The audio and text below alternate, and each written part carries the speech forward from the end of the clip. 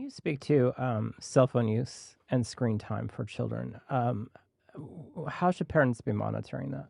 Yeah, and that's a big question. I'm not the techiest person in the world, but and there's good resources out there on software and things like that. But yeah, we govern our kids' usage of screens and the time that they get to spend, and it's a lot more flexible during the summer, but especially during the school year, they have a lot of structure and it's limited. And just the other day, my son was saying, "Man, one of my friends has this score on this video game, and mine is like this tiny fraction." And I'm like, well, that's because he spends 12 hours a day playing that game, and you spend 30 minutes. Yeah, your little score is a badge of honor, Johnny. That's right. And so right. I'm not sending him the message that video games are of the devil and that they're evil, and if you do that, it's wrong. But I am trying to help him and all of my children to navigate these things. I mean, to be able to use a phone for good, prioritize to be able to watch a movie for good, and stuff comes up and things are inappropriate and we talk about it. Hey, that was wrong. Hey, we disagree with that.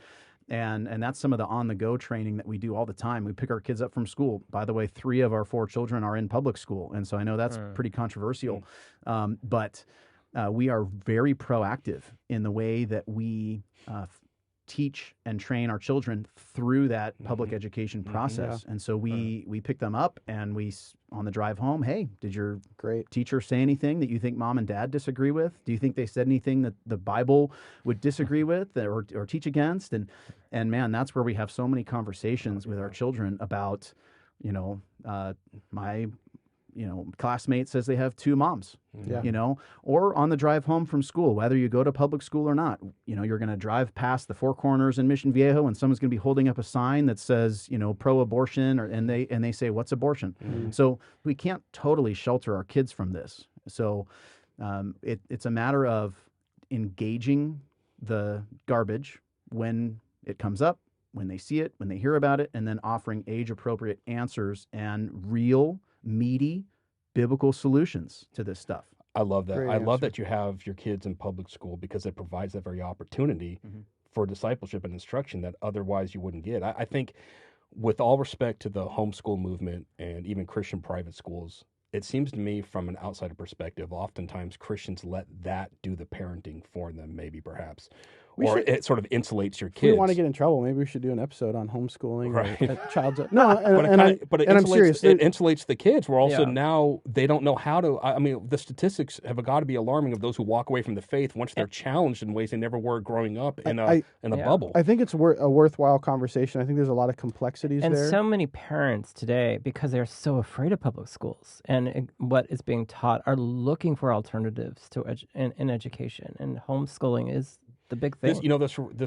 But I think Cory's point is important. That's true, and I don't think that's a bad thing. I think that can be a very good thing. But I think there's a lot of voices out there today saying you have to homeschool your kids, and if you don't, you're somehow giving your children over to Caesar. It almost becomes like a mark of a Christian if you're homeschooled. Or your children aren't going to be believers, or your children aren't going. And I think that's completely untrue. Totally. Interesting. Agreed. So I think it'd be worth a lengthier conversation. Almost like a backlash against parents who are... I think parents are scared, rightly so. I think Christian parents are scared of the world and the world's influence on their children. But the reality is that your children are going to grow up in a dark world, and you cannot keep them from that. In this world, they will have trouble. They will be persecuted. They're going to have to navigate all of the things we navigate, and they're going to have to learn to be successful in navigating that.